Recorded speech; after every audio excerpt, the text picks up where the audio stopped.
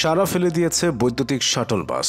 রাজধানীর বসুন্ধরা আবাসিক এলাকায় যানজট ও অতিরিক্ত রিকশা ভাড়া কমাতে পরীক্ষামূলকভাবে চালু হওয়া এই ইলেকট্রিক শাটল পরিষেবা শুরুর পরপরই মানুষের পছন্দের বাহন হয়ে উঠেছে। অর্থ ও স্থান সাশ্রয়কারী এমন শাটল সারা দেশেই অভিনব ভূমিকা পালন করতে পারে বলে মত যাত্রী ও বিশেষজ্ঞদের। প্রতিটি শাটল বাস 10 জন যাত্রী পরিবহন করতে পারে, অর্থাৎ কার্যত এটি 5 থেকে 10টি রিকশার বিকল্প হিসেবে কাজ করতে পারে। সর্বনিম্ন 10 টাকা ভাড়ার পরিবেশ বান্ধব এই বাসগুলো বসুন্ধরার 300 ফিট প্রবেশ পথ থেকে শুরু করে এভারকেয়ার হাসপাতালের পকেট গেট পর্যন্ত চলাচল করছে। অন্য একটি রুটের বাসগুলো যাতায়াত করছে আই ও কে ব্লকের মতো দূরবর্তী এলাকায়। প্রতিদিন সকাল 6টা থেকে রাত 9টা পর্যন্ত এই বাস চালু থাকে। 1 ঘন্টার বিরতি দেওয়া হয় দুপুর 2টা থেকে 3টা পর্যন্ত। বর্তমানে 300 ফিট থেকে এভারকেয়ার পর্যন্ত 3টি বাস চলছে। অন্যদিকে আই ও কে ব্লকে চালু আছে আরও 10টি বাস। শিগগিরই আরও নতুন বাস সংযুক্ত হওয়ার সম্ভাবনা রয়েছে।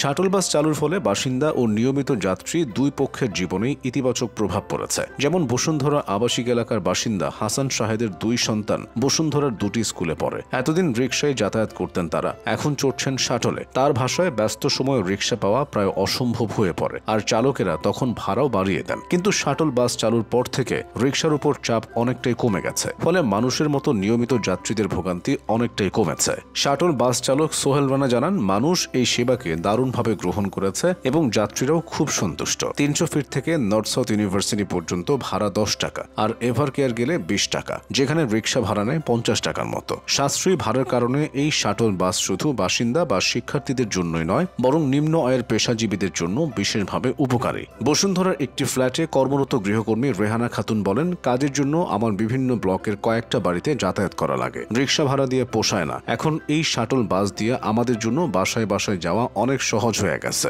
ঢাকার আবাসিক এলাকায় বৈদ্যুতিক শাটল বাসের সম্ভাবনা নিয়ে আশাবাদী পরিবহন বিশেষজ্ঞ ও নগর পরিকল্পনাবিদরাও। বুয়েটের পরিবহন বিশেষজ্ঞ অধ্যাপক ডক্টর শামসুল আলম বলেন, এই বাহনের বেশ কিছু ইতিবাচক দিক আছে। প্রথমত, এটি ইজি বাইকের মতো শব্দ দূষণ করে না, যা আবাসিক এলাকার জন্য অত্যন্ত গুরুত্বপূর্ণ।